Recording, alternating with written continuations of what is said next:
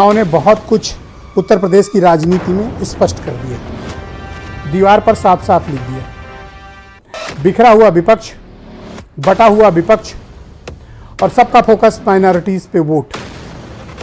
17 में से 11 प्रत्याशी बहुजन समाज पार्टी ने खड़े किए थे और अधिकांश सीटों पर कांग्रेस ने भी वही चाल चली थी। नुकसान समाजवादी पार्टी को बड़ा हुआ है। एमआईएम ने तो भी खैर अधिकांश जगहों पर जहां समाजवादी पार्टी में मुस्लिम कैंडिडेट्स को टिकट नहीं मिला, एमआईएम से उन्होंने किस्मत आजमाई, तो मुस्लिम मतों का बंटवारा भी समाजवादी पार्टी पर भारी पड़ा है। आम आदमी पार्टी ने चौंकाने वाली एंट्री की है। कांग्रेस रायबरेली वगैरह में जीतकर अपनी इज्जत बचाने में कामयाब रही है, लेकिन आश्चर्यजनक रूप से कांग्रेस ने जहां पर मुस्लिम कैंडिडेट्स खड़े किए थे, चाहे वो मुरादाबाद हो, सहारनपुर हो, झांसी हो, दूसरी जगह और ने इसके अलावा एक और जगह पर खड़ा किया, शाहजहांपुर में भी प्रत्याशी कांग्रेस ने खड़े किए। ये सब चुनाव लड़ते हुए नजर आए, लेकिन अधिकांश जगहों पर दूसरे अन्य, चाहे टाउन एरिया रही हो, पालिका रही हो, वहाँ कांग्रेस को बड़ा नुकसान, यानी कांग्रेस के पास बहुत थोड़ी सी बढ़त मिली है वोट प्रतिशत के मामले में, लेकिन बहुत कुछ मिला नहीं है।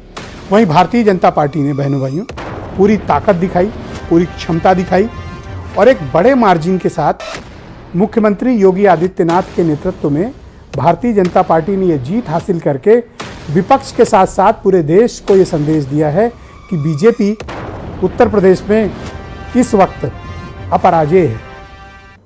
भारतीय जनता पार्टी को कर्नाटक में जो हार मिली है, अगर उनको आज कहीं से ऑक्सीजन मिल रही है तो वो जगह है उत्तर प्रदेश, जहां 17 के 17 नगर निगम यानी बड़े शहर मेट्रो जीतकर भारतीय जनता पार्टी ने अपने एजेंडे को लागू किया है। मैंने जब ये कार्यक्रम प्रारंभ किया था तभी आपको बताया था कि बीजेपी ने 4 मजबूत पिलर पर ये चुनाव लड़ा। पहला, सुरक्षा। नागरिकों को इस बात का इत्मीनान दिया कि वो उनकी सुरक्षा खतरे में है, वो खतरे में है, उनकी रक्षा और सुरक्षा सरकार ही कर सकती है। अतीक अहमद कांड के बाद ये प्रवृत्ति ज़्यादा मजबूत हुई और बीजेपी को इसका बड़ा लाभ हुआ। दूसरा, कानून व्यवस्था। सरकार हर बार, चाहे वो बुलडोजर का इस्तेमाल हो या बड़े अपराधियों के खिलाफ कार्रवाई हो, उसके जरिए ये संदेश देने में सफल रही है कि कानून व्यवस्था को लेकर उसकी जीरो टॉलरेंस पॉलिसी है। तीसरा, हिंदुत्व।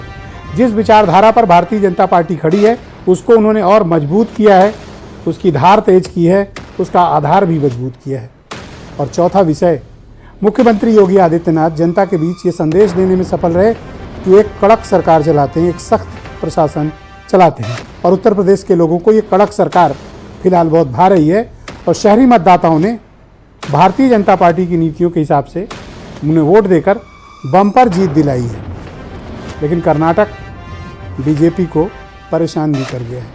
लेकिन उत्तर प्रदेश का ये चुनाव बहुत साफ साफ संकेत दे गया है कि विपक्ष अगर अभी नहीं चेता, विपक्ष ने अपनी तैयारियों को और मजबूत नहीं किया, विपक्ष में बिखराव रहा और इसी तरह वोटों के बंटवारे, दिशाहीन मुद्दों पर काम, प्रत्याशियों का चयन, आपसी मनमुटाव और सबसे घातक है विपक्ष के भीतर छाई हुई गुटबाजी। जब तक इससे विपक्ष को निजात नहीं मिलेगी तब तक उसके लिए बीजेपी से उत्तर प्रदेश में लड़ पाना फिलहाल बहुत मुश्किल है। आप सबका बहुत शुक्रिया, बहुत धन्यवाद इस कार्यक्रम और विशेष प्रसारण को मेरे साथ देखने के लिए। बहुत बहुत शुक्रिया, धन्यवाद, नमस्कार।